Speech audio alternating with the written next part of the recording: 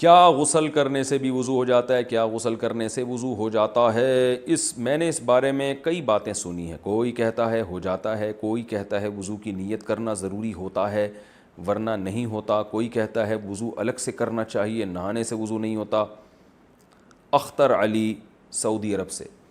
دیکھیں، وضو میں 4 اعضاء کا دھونا فرض ہے: چہرے کا اور ہاتھوں کا کونیوں تک، سر کا مسا اور پاؤں ٹخنوں تک.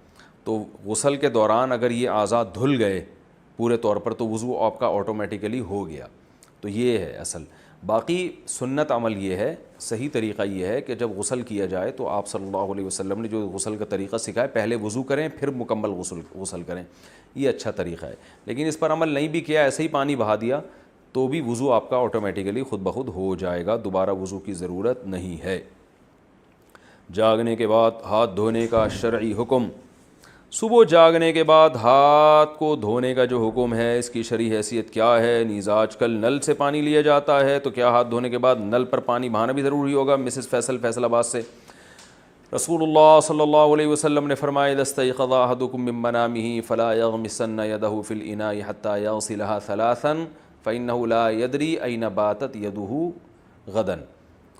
کہ آپ صلی اللہ علیہ اين باتت يده بلمس، کہ جب تم میں سے کوئی شخص جاگتا ہے تو اپنا ہاتھ برتن میں ہرگز نہ ڈالے جب تک 3 دفعہ دھو نہ لے، کیونکہ اس کو پتہ نہیں ہے کہ اس نے ہاتھ نے رات کہاں گزاری ہے. رات کو گندگی بھی لگ سکتی ہے ہاتھ کے اوپر. تو وہ ہے بالٹی میں ہاتھ ڈالنا، کیونکہ بالٹی میں ڈالیں گے تو پانی ناپاک ہو جائے گا. برتن سے مراد یہ پانی کا برتن. تو آج کل جو نلکے ہیں تو اس سے ہاتھ دھو لیں تو وہ تو بہت اچھا ہو جائے گا. باقی یہ کہ نلکے کو بھی ہاتھ سے دھونا ضروری ہے، دھو لیں تو کیا جا رہا ہے، تھوڑا سا چلو لے کے نلکے کے اوپر ڈال دیا. تو اس میں البتہ وہم ہی نہ بنے، کیونکہ پھر وہ جہاں جہاں جیسے کرونا وائرس پھیل رہا ہے نا، تو ایسے لوگ سمجھتے ہیں ناپاکی بھی پھیلتی ہے. تو اتنے پاگل ہو جاتے ہیں لوگ اس معاملے میں کہ وہ ایک صاحب نے بتایا کہ میں جب وہ اپنے کپڑے واش روم میں دھوتا ہوں تو چھینٹ پڑتی ہے، تو چھینٹ پڑنے سے وہ کپڑا ناپاک، تو جب میں اس کپڑے کو اٹھاتا ہوں تو میرا ہاتھ ناپاک، تو جب میں نلکے کو لگاتا ہوں تو نلکا ناپاک، پھر میں نلکے کو جب پانی سے دھوتا ہوں تو اس دوران اگر میرا کہیں ہاتھ لگ گیا تو پھر اس کو بھی دھونا پڑتا ہے، پھر وہ دروازے کا کنڈے کو بھی دھوتا ہوں جس کو ہاتھ لگا. تو یہ کرونا وائرس والے اتنی احتیاط نہیں کر رہے جتنا یہ تو اتنا پاگل نہ ہو جائیں.